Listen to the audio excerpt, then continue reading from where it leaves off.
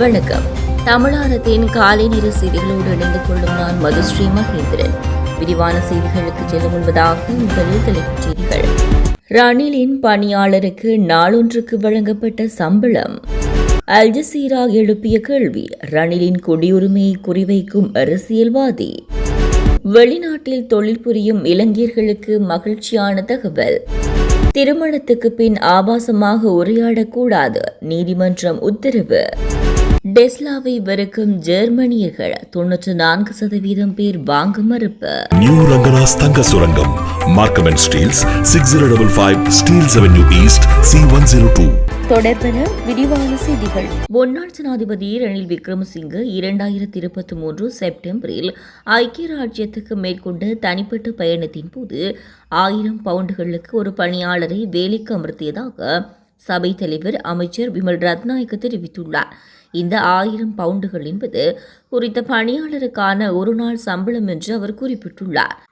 2023 September 22 மற்றும் 23 ஆகிய திகதிகளில் மேற்கொள்ளப்பட்ட இந்த பயணம் ஆரம்பத்தில் ஒரு தனிப்பட்ட பயணமாக திட்டமிடப்பட்டது.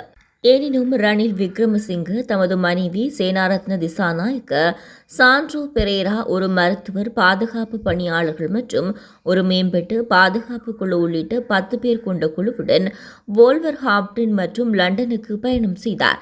இந்த பயணத்துக்கான 2023 ஆகஸ்ட் 16 அன்று லண்டனில் உள்ள இலங்கை உயர்ஸ்தானிகரிடமிருந்து மிகவும் அவசரமான மற்றும் கண்டிப்பாக இரகசியமான விதிமுறைகளின் கீழ் நிதி கோரப்பட்டது.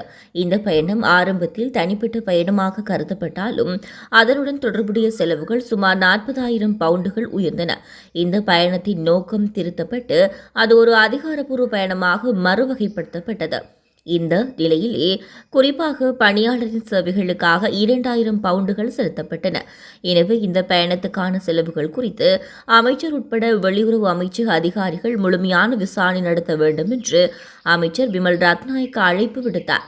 இதேவேளை முன்னாள் ஜனாதிபதி தனது பதவிக்காலத்தில் இலங்கை எதிர்கொண்ட நிதி நிலைமையை கருத்தில் கொண்டு தன்னுடைய செயல்களுக்காக வெட்கப்பட வேண்டும் என்று ரத்நாயக்க கூறியுள்ளார்.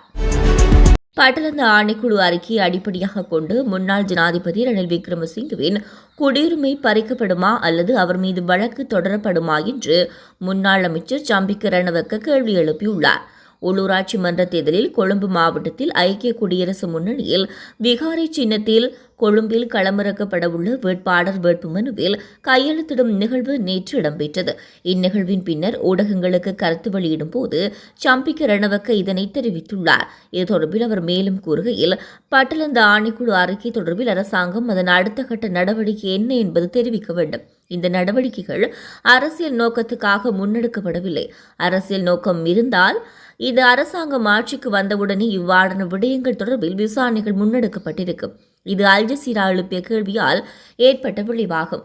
இந்த அரசாங்கம் எதிர்கொண்ட மிகப்பெரிய பிரச்சனை என்னவென்றால், இந்த குறிப்பிட்ட அறிக்கைகளை பொதுமக்களுக்கும் சர்வதேச சமூகத்துக்கும் குறிப்பாக ஐக்கிய நாடுகள் மனித உரிமைகள் பேரவைக்கு முறையாக விளக்கவில்லை.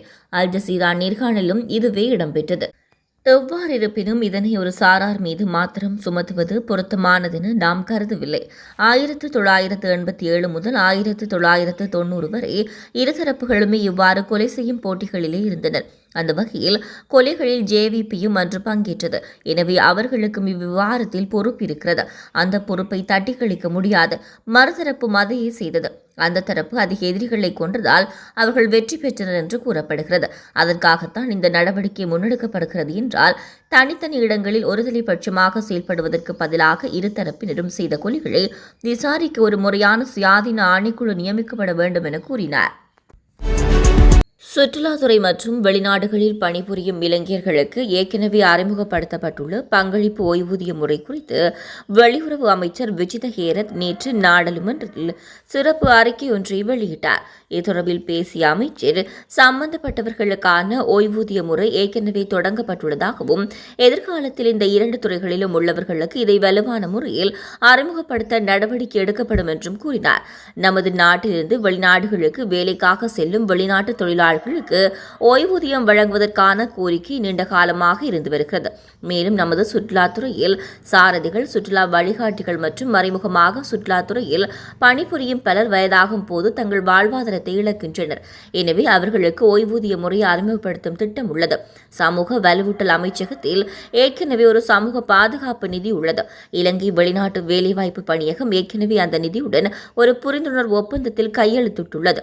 அதன் மூலம் வெளிநாடுகளில் பணிபுரியும் இளைஞர்களுக்கு ஏற்கனவே ஒரு ஓய்வூதிய முறை உள்ளது.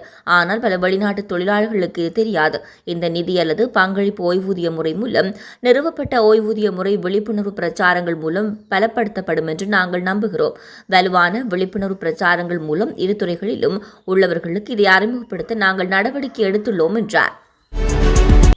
திருமணத்துக்கு பிறகு கணவனோ மனைவியோ தங்களது எதிர்ப்பாலின நண்பர்களுடன் ஆபாசமான முறையில் உரையாடக்கூடாது என இந்தியாவின் மத்திய பிரதேச உயர்நீதிமன்றம் தெரிவித்துள்ளது.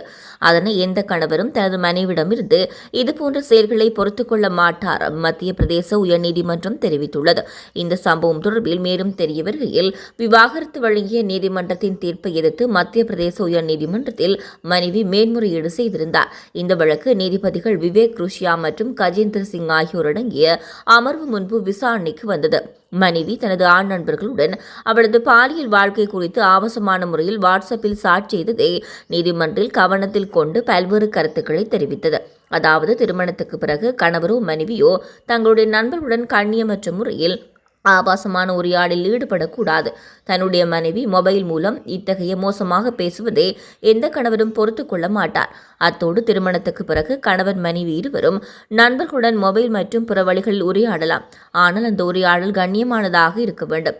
மேலும் கணவருக்கு விவாகரத்து வழங்கிய குடும்ப நீதிமன்றத்தின் உத்தரவை ஏற்றுக்கொண்டு மனைவியின் மனுவை நீதிமன்றம் தள்ளுபடி செய்ததாகவும் இந்திய ஊடகங்கள் தெரிவித்துள்ளன. ஜெர்மனியில் நடத்தப்பட்ட ஒரு சமீபத்திய கருத்து கணிப்பில் 94% பேர் இனி டெஸ்லா கார்களை வாங்க மாட்டோம் என்று தெரிவித்துள்ளனர். இதனால் ஏற்கனவே ஐரோப்பிய சந்தையில் விற்பனை குறைந்திருக்கும் டெஸ்லாவுக்கு இன்னும் பெரிய பிரச்சினை உருவாகியுள்ளது. 2024 ஜெர்மனியில் டெஸ்லா விற்பனை 41% குறைந்துள்ளது. அதே நேரத்தில் மின்சார கார்கள் சந்தையில் 27% வளர்ச்சி கண்டுள்ளது. இது ஏற்கனவே ஜெர்மனியில் டெஸ்லாவின் எதிர்காலத்தை கேள்விக்குறியாக்கியுள்ளது. ஆனால் 2025 நிலைமையோ இன்னும் மோசம். பொதுவாக விற்பனை 70% குறைந்துள்ளது. இது 2024 விடவே மோசமான தரத்தில் உள்ளது.